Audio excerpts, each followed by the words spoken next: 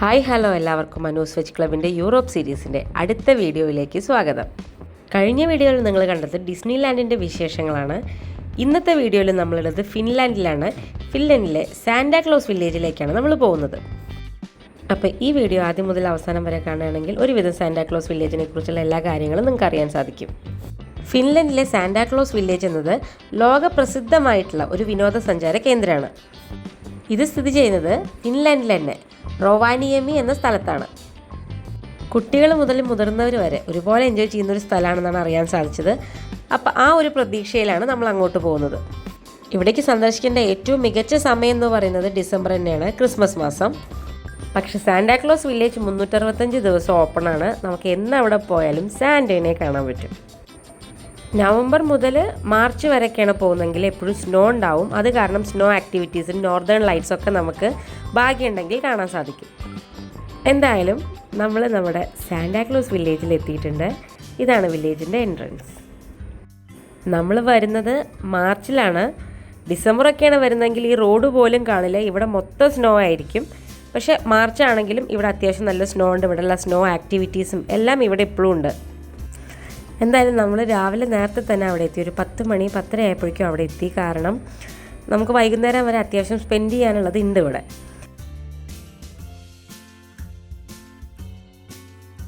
ഇവിടെ എത്തിക്കഴിയുമ്പോൾ ഇത് ശരിക്കൊരു മായിക ലോകം തന്നെയാണ്. നമ്മൾ വന്നിട്ടുള്ളത് മാർച്ചിലാണെന്ന് തോന്നില്ല, ക്രിസ്മസ് ആയ ഫീൽ തന്നെയാണ്. എന്തായാലും അവിടെ എത്തി എന്തൊക്കെയാണ് കാണാനുള്ളതെന്നതിൻ്റെ ഫുൾ ഡീറ്റെയിൽസ് നമുക്ക് അവർ തന്നു. ഈ കാണുന്നത് ഓരോ ഡയറക്ഷൻസാണ് കേട്ടോ. നമ്മൾ ഓരോ സ്ഥലവും സിംഗപ്പൂർ എവിടേക്കാണ്, മോസ്കോ എവിടേക്കാണ്, ന്യൂയോർക്ക് എവിടേക്കാണെന്ന് പറഞ്ഞ് പ്രധാനപ്പെട്ട ഒരുപാട് ഡയറക്ഷൻസ് അവിടെ എഴുതിയിട്ടുണ്ട്.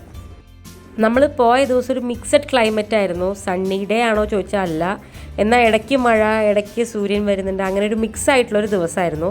നമ്മൾ ഇവിടേക്ക് വന്ന ടാക്സി എന്ന് പറയുന്നത് സാന്റാക്ലോസിൻ്റെ ഒഫീഷ്യൽ ടാക്സിയാണ് കേട്ടോ. അപ്പോൾ ആളൊരു സ്റ്റിക്കറൊക്കെ തന്നിട്ടുണ്ടായിരുന്നു, അതാണ് അബിക്കുട്ടൻ കാണിച്ചു തരുന്നത്. അങ്ങനെ ഈ സാന്റാക്ലോസിൻ്റെ വില്ലേജിലേക്ക് നമ്മൾ എത്തി എന്നാണ് അവൻ പറയണത്. ഇനി ഇവിടുത്തെ ആദ്യത്തെ പരിപാടി എന്ന് പറയുന്നത് നമ്മൾ ആർട്ടിക് സർക്കിൾ നടന്നിട്ട് ക്രോസ് ചെയ്യാൻ പോവുകയാണ് കേട്ടോ. നമ്മൾ വീഡിയോസൊക്കെ കണ്ടിട്ട് അതിനിങ്ങനെ എക്സൈറ്റഡ് ആയിട്ട് കാത്തിരിക്കുകയായിരുന്നു. ഈ സാന്റാ വില്ലേജിലെ സെൻട്രൽ സ്ക്വയറിൽ ഒരു വൈറ്റ് ലൈൻ വെച്ചിട്ട് ആർട്ടിക് സർക്കിൾ തെളിയിച്ചിട്ടുണ്ട്. ഇതിലൂടെ നമ്മൾ ചാടിക്കടക്കുക, അതാണ് സംഭവം. ഇത് ക്രോസ് ചെയ്തതിൻ്റെ ഒരു സർട്ടിഫിക്കറ്റ് നമുക്ക് കിട്ടും. ആദ്യമായിട്ട് അബിക്കുട്ടൻ ക്രോസ് ചെയ്യാണ്.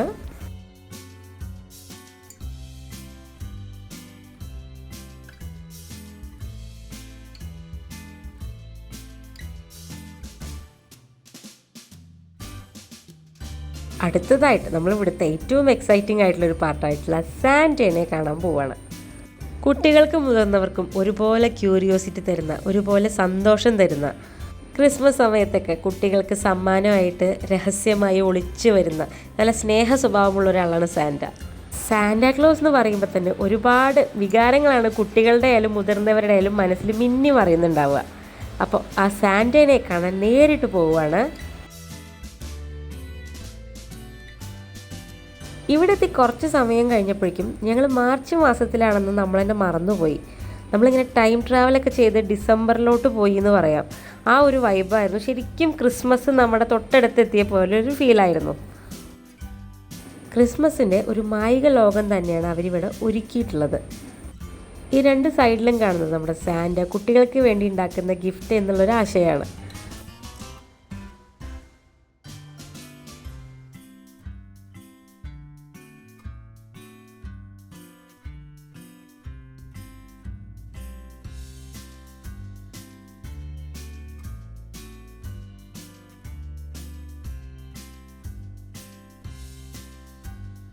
സാന്റാ വില്ലേജിൽ സാന്റയെ സഹായിക്കുന്നവരാണ് എൽഫ്സ്. കുട്ടികൾക്കുള്ള ഗിഫ്റ്റൊക്കെ തയ്യാറാക്കുക, അതൊക്കെ പാക്ക് ചെയ്യാനൊക്കെ തുടങ്ങിയ ആൾക്കാരാണ്. എന്തായാലും എൽഫ്സിൻ്റെ റൂമിലേക്ക് നമുക്ക് പ്രവേശനമില്ല. എന്തായാലും ആ ഒരു ചെറിയ വിഷമമുണ്ടെങ്കിലും നമ്മൾ വീണ്ടും അവിടെ നിന്ന് സാന്റയെ കാണാൻ വേണ്ടി നടക്കുകയാണ്. ഇവിടെ ഇങ്ങനെ എഴുതി വെച്ചിട്ടുണ്ടോ, ഇനി 271 ഡേയ്സാണ് ക്രിസ്മസിലേക്ക്. അതിങ്ങനെ ഓരോ ദിവസവും മാറ്റിക്കൊണ്ടിരിക്കും. 271, നാളെ 270, അങ്ങനെ ക്രിസ്മസിലേക്ക് എത്തും. അപ്പോൾ നിങ്ങൾക്കൊരു ടാസ്ക് തരാം. ഞങ്ങൾ പോയ അന്ന് മുതൽ 271 ഡേയ്സാണ് ക്രിസ്മസിന്. അപ്പോൾ ഞങ്ങൾ അവിടെ പോയ ഡേറ്റ് എന്നാന്ന് പറയാൻ പറ്റുമോ? അറിയുന്നവരൊന്ന് കമൻറ്റ് ചെയ്യണേ. അങ്ങനെ നമ്മൾ സാൻഡയുടെ വില്ലേജിലെത്തി സാൻഡേനെ കാണാൻ വേണ്ടി വെയിറ്റ് ചെയ്യണം കേട്ടോ. നമ്മൾ ഈ മൂവീസിലൊക്കെ കാണുന്ന പോലെ തന്നെയുള്ളൊരു ലോകം തന്നെയാണ്. ആ രീതിയിൽ അവർ ക്രിയേറ്റ് ചെയ്ത് വെച്ചിട്ടുണ്ട്.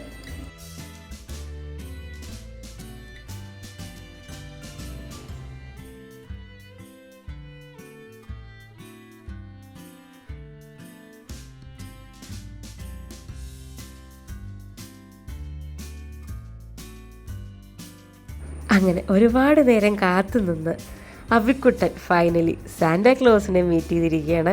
അയ്യോ, ഒന്നും പറയാനില്ല, ഭയങ്കര ഹാപ്പി ആയിരുന്നു. ശരിക്കും നമ്മളൊരു സ്വപ്നം കാണുന്ന ഫീലായിരുന്നു. അങ്ങനെ ഫോട്ടോ ഒക്കെ എടുത്ത് നമ്മളോട് കൊച്ചു വർത്താനൊക്കെ പറഞ്ഞു കുറച്ച് നേരം. എന്തായാലും ഭയങ്കര ഹാപ്പി ആയിട്ടാണ് അവിടുന്ന് നമ്മൾ ഇറങ്ങിയത്.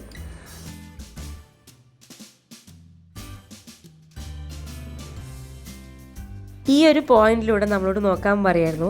അപ്പുറത്ത് എൽഫ്സ് കുട്ടികൾക്കുള്ള ക്രിസ്മസ് ഗിഫ്റ്റ് ഉണ്ടാക്കുന്നത് കാണുന്നുണ്ടായിരുന്നു. അത് കണ്ടുകൊണ്ടിരിക്കുകയാണ് അവിടെ.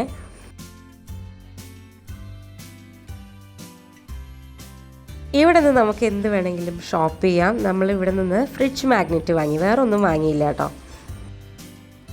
പിന്നെ ഇവിടെ എടുത്ത് പറയേണ്ട മറ്റൊരു കാര്യം എന്ന് പറയുന്നത് ഇവിടെയുള്ള സ്റ്റാഫ്സാണ് കേട്ടോ. അവർ ഭയങ്കര ഫ്രണ്ട്ലി ആയിട്ട്, എക്സ്ട്രീംലി ഫ്രണ്ട്ലി ആയിട്ടാണ് നമ്മളോടായാലും കുട്ടികളോടായാലും ഇടപഴകുന്നത്. അവരെല്ലാവരും എൽഫ്സിൻ്റെ ക്യാപ്പൊക്കെ വെച്ചിട്ടാണ് എപ്പോഴും നിൽക്കുന്നത്. അതായത് സാന്റാക്ലോസ് വില്ലേജിലെ എൽഫ്സാണ് അവർ എന്നുള്ളതാണ് അവിടുത്തെ ഒരു സങ്കല്പം. എന്തായാലും അവിടുന്ന് പുറത്തിറങ്ങി സ്നോമാൻ്റെ കൂടെ ഫോട്ടോ ഒക്കെ എടുത്ത് നമ്മൾ അടുത്ത സ്ഥലത്തേക്ക് പോവാണ്. നമ്മളിവിടെ ഇങ്ങനെ നോക്കി അടുത്തത് എവിടേക്കാണ് പോകണ്ടേ എന്ന് തപ്പിക്കൊണ്ടിരിക്കുകയാണ്.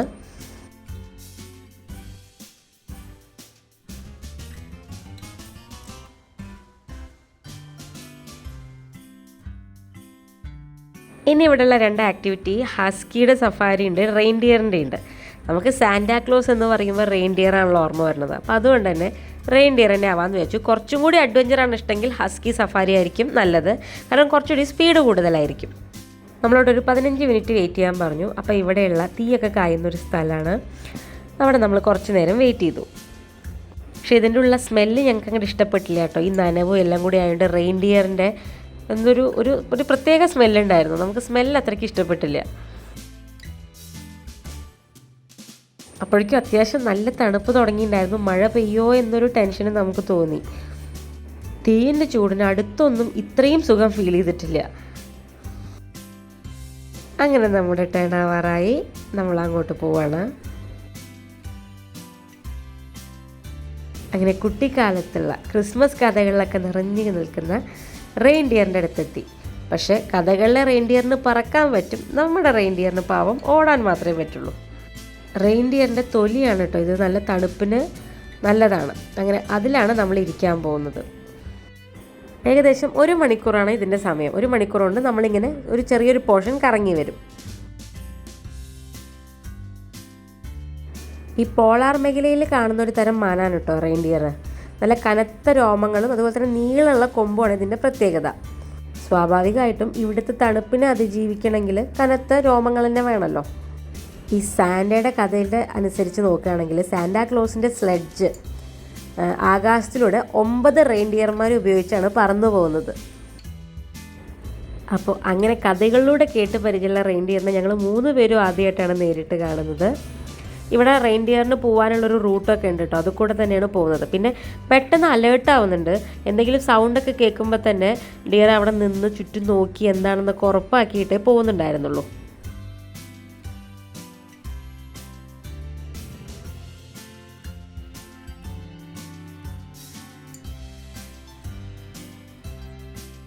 ഭയങ്കര ഭംഗിയുള്ളൊരു പൈൻ ഫോറസ്റ്റ് ആയിരുന്നു, നിറയെ മഞ്ഞൊക്കെ പെയ്ത് കിടക്കുന്നൊരു സ്ഥലം.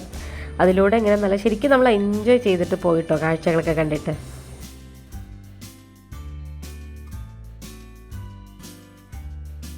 ഈ കാണുന്നത് ഇവിടെയുള്ളൊരു റിസോർട്ടാണ് കേട്ടോ. ഫുൾ ഗ്ലാസ് ആണ്, അതായത് നമുക്ക് ഉള്ളിലിരുന്ന് കഴിഞ്ഞാൽ എല്ലാം കറക്റ്റായിട്ട് നമുക്ക് പുറത്തേക്ക് കാണാം, നല്ല ട്രാൻസ്പെറൻ്റ് ആയിട്ട്. ഇതിനെക്കുറിച്ച് പറയേണ്ടായിരുന്നത് ഇത്തിരി പേടി കൂടുതലാണെന്ന് പറയുന്നുണ്ടായിരുന്നു. അതായത് എന്തെങ്കിലും ചെറിയൊരു സൗണ്ട് വരുമ്പോഴേക്കും ആൾ ഓടുന്നുണ്ടായിരുന്നു.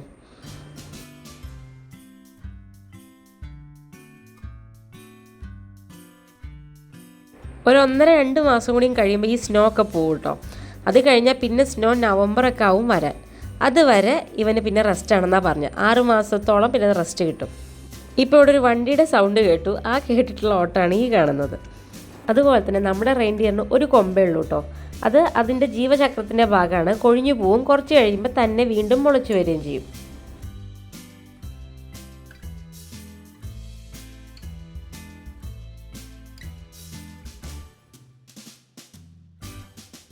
അങ്ങനെ നമ്മൾ തിരിച്ചെത്തി. നമ്മളെ ഇതുവരെ കൊണ്ടുപോയ നമ്മുടെ റെയിൻഡിയറിനോട് നന്ദിയൊക്കെ പറഞ്ഞിട്ടാണ് നമ്മൾ പോകുന്നത്. അടുത്തതായിട്ട് ഇതിന് ശേഷം അവർ നമുക്കൊരു റിഫ്രഷ്മെൻ്റ് കൂടി അറേഞ്ച് ചെയ്തിട്ടുണ്ട്. നമ്മൾ അവിടേക്ക് പോവാണ്. ഏകദേശം 1 മണിക്കൂറോളം ഇങ്ങനെ സഫാരിയൊക്കെ കഴിഞ്ഞ് വന്നപ്പോഴേക്കും നല്ലോണം തണുക്കാൻ തുടങ്ങിയിട്ടുണ്ടായിരുന്നു കേട്ടോ. നമ്മൾ നല്ല രീതിയിൽ നമ്മുടെ കൈയൊക്കെ ചൂടാക്കി. അതിനുശേഷം നമുക്ക് കുടിക്കാൻ നല്ല ഹോട്ട് ബെറി ജ്യൂസ് തന്നു കേട്ടോ. ആദ്യമായിട്ടാണ് ഈ ബെറി ജ്യൂസ് ഇങ്ങനെ ചൂടായിട്ട് കുടിക്കുന്നത്. പക്ഷെ ആ സമയത്ത് കുടിക്കുമ്പോൾ നല്ല അടിപൊളി ഫീലായിരുന്നു. അതായത് ഈ ബെറി ജ്യൂസ് എന്നൊക്കെ പറയുമ്പോൾ നമുക്ക് തണുത്തത് കുടിച്ചിട്ടല്ലേ ശീലമുള്ളൂ. അത് ഹോട്ടായിട്ട് കുടിക്കുമ്പോൾ എങ്ങനെ ഉണ്ടാവും എന്ന് തോന്നും. പക്ഷെ നല്ല അടിപൊളി ടേസ്റ്റ് ആയിരുന്നു. അതിനുശേഷം നമുക്ക് കഴിക്കാൻ സോസേജ് തന്നു കേട്ടോ. നമ്മൾ വെജിറ്റേറിയൻസാന്ന് പറഞ്ഞത് കൊണ്ട് തന്നെ വീഗൻ സോസേജ് ആയിരുന്നു.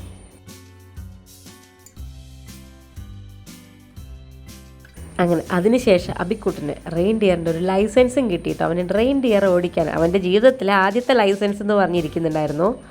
ഇതിൻ്റെ വാലിഡിറ്റി 5 years ആണ്. അതുപോലെ തന്നെ റെയിൻഡിയറിനെ യൂസ് ചെയ്ത് ആർട്ടിക് സർക്കിൾ ക്രോസ് ചെയ്തു എന്നിട്ടുള്ള സർട്ടിഫിക്കേഷനും കൂടിയാണത്. അങ്ങനെ ലൈഫിൽ ആദ്യത്തെ സർട്ടിഫിക്കറ്റ് കിട്ടിയെന്ന് പറഞ്ഞ് സന്തോഷമായിട്ട് അവിടെ നിന്ന് ഇറങ്ങി. അതിനുശേഷം ഞങ്ങൾ പോയത് മിസ്സസ് സാന്റാക്ലോസിൻ്റെ കഫേയിലേക്കാണ്.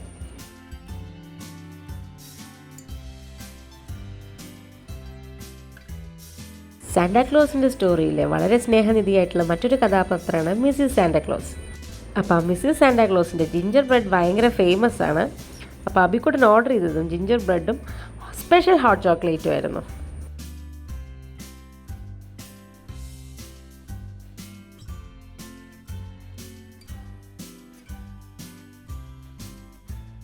അങ്ങനെ അതിനുശേഷം അവിടുന്ന് ഞങ്ങൾ ഹസ്കി സഫാരി കാണാൻ പോയി.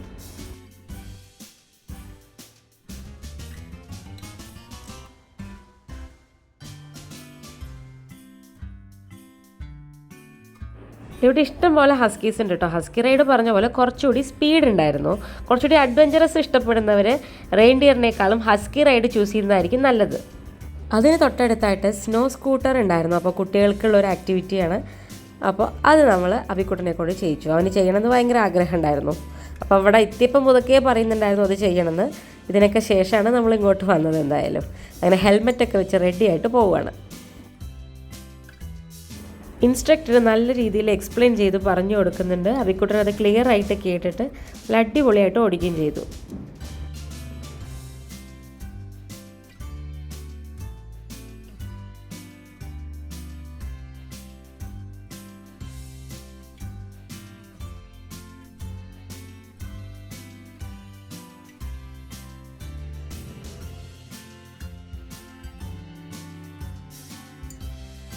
അതിനുശേഷം നമ്മൾ സാന്റാക്ലോസിലെ മറ്റൊരു പ്രധാനപ്പെട്ട സ്ഥലമായിട്ടുള്ള പോസ്റ്റ് ഓഫീസിലേക്ക് പോവുകയാണ്.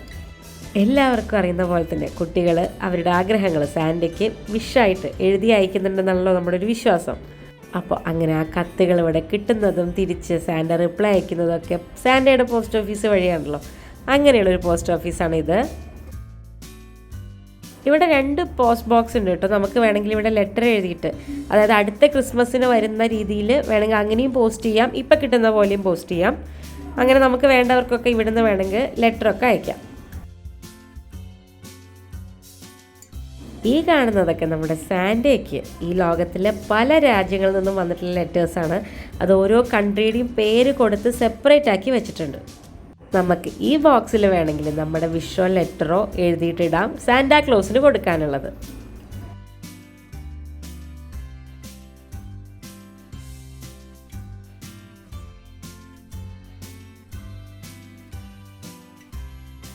എന്തായാലും അബിക്ക് ഒരു വിഷ് ഉണ്ടെന്ന് പറഞ്ഞ് അവൻ അവിടെ ഇരുന്ന് സാന്റയ്ക്ക് വിഷ് എഴുതി ആ ബോക്സിൽ ഇട്ടിട്ടുണ്ട്.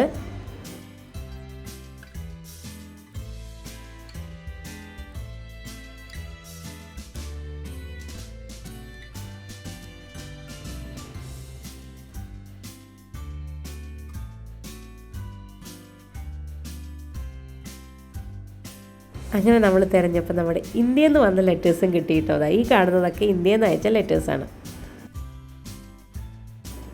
അങ്ങനെ ഇവിടെ നമ്മൾ കുറച്ച് നേരം പുറത്ത് വന്നിരുന്നു. ഇവിടെയുള്ള ടേബിളും ഡെസ്കും എല്ലാം നമ്മൾ ഈ സ്കൂളിലൊക്കെ കാണില്ലേ, കുട്ടികളെ എഴുതി വയ്ക്കുന്ന പോലെ നിറയെ എഴുതി വെച്ചിട്ടുണ്ട്. എവിടെ പോയാലും നമ്മുടെ മലയാളം കാണാതിരിക്കില്ല എന്നുള്ളതിൻ്റെ എക്സാമ്പിളാണ് ഈ കാണുന്നത്. നമ്മുടെ ഇൻ്റർനാഷണൽ ഫേമസ് ഡയലോഗ് സാധനം കയ്യിലുണ്ടോ അതുവരെ അവിടെ ഉണ്ട്. പിന്നെയും അവിടെ ഒരുപാട് കാഴ്ചകൾ കാണാനുണ്ട് കേട്ടോ. നമ്മൾ കുറേ നടന്ന് കുറേ കാഴ്ചകളൊക്കെ കണ്ട് തിരിച്ച് പതിയെ നമ്മൾ സാന്റാക്ലോസ് വില്ലേജിനോട് വിട പറയായി. തികച്ചും അവിസ്മരണീയമായിട്ടുള്ളൊരു മായിക ലോകം തന്നെയാണ് സാന്റാക്ലോസ് വില്ലേജ്. കുട്ടികളുടെ കൂടെ വന്നു കഴിഞ്ഞാൽ കുട്ടികൾക്ക് മാത്രമല്ല നമുക്കും ഒരുപാട് എൻജോയ് ചെയ്യാൻ പറ്റും.